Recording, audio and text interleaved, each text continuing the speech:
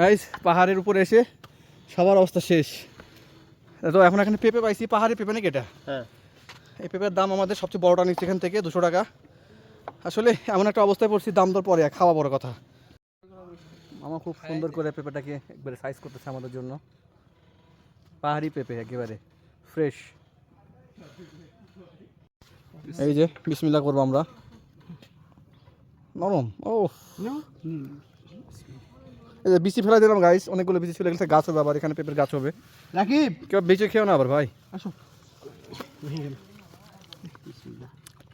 আছে মোটামুটি, না মোটামুটি আছে। যত মিষ্টি তত মনে হয়। না তত না, তো মোটামুটি মিষ্টি মোটামুটি আছে।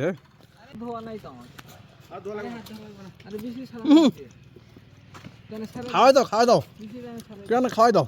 না না হাত ময়লা না হাত দিয়ে সব বরকিলা দিকে ফেলে দাও। বকরি লাদে বলে ফেলে দিচ্ছে, তাহলে কি কয় রে? এই যে মনে হয় আমি কি সুন্দর বেশি ছড়াইতে পারে। এটা তিতকা লাগতেছে না? মজা না মিষ্টি পেঁপে। আরো মিষ্টি হওয়া লাগতো। আমার রামপুরা বাজারে কিনে আসছেন বেশি মিষ্টি। মিষ্টি তো এটা ওই যে ওইটা লম্বাটা বেশি মিষ্টি হতো। আসলে যা ভাবি তা কখনোই তো হয় না, তাই না? এটা ভিতর এটাই স্বাভাবিক ভাই, যা ভাববো তা কখনোই হবে না। খালতে দিলে। এটা নিয়ে আমাদের সুখে শান্তি থাকতে হবে। আচ্ছা নদী কি দুইটা?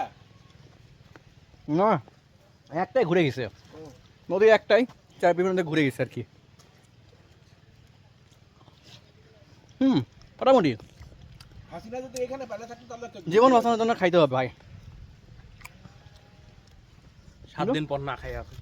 হুম? এক টুকরো খাবার পেয়েছে ছেলে পেলে। এটাই মেলা রে, কি বলিস? একদম একদম।